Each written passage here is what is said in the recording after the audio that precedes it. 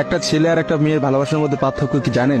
একটা মেয়ে একটা ছেলেকে পাগলের মতো ততক্ষণ পর্যন্ত ভালোবাসে যতক্ষণ পর্যন্ত না সেই মেয়েটা ওই ছেলেটার থেকে ভালো কাউকে পায়। আর একটা ছেলে যখন একটা মেয়েকে ভালোবাসে, তাকে যদি পৃথিবীর সব থেকে সুন্দর মেয়েটাকেও এনে দেওয়া হয়, তবু ওই ছেলেটা তার সেই ভালোবাসার মানুষটাকেই চয়েস করবে। এটাই হচ্ছে একটা ছেলে আর একটা মেয়ের ভালোবাসার মধ্যে পার্থক্য।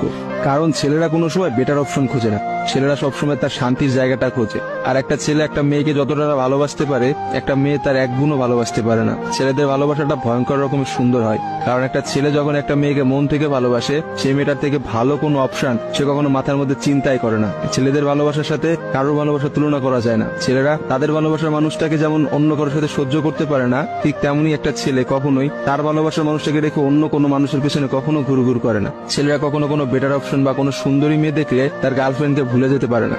একটা ছেলের ভালোবাসা আপনি কখনোই একটা মেয়ের ভালোবাসার সাথে তুলনা করতে পারবেন না।